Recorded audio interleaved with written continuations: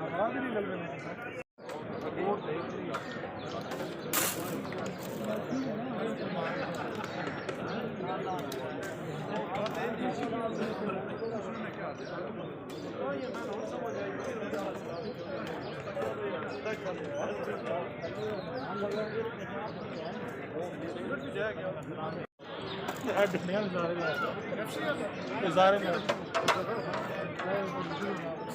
तुम एफसी की आई है ना? ये सर आई है ना, ये सफदर साहब है इंचार्ज। इधर ही रखो इनको ऐसे।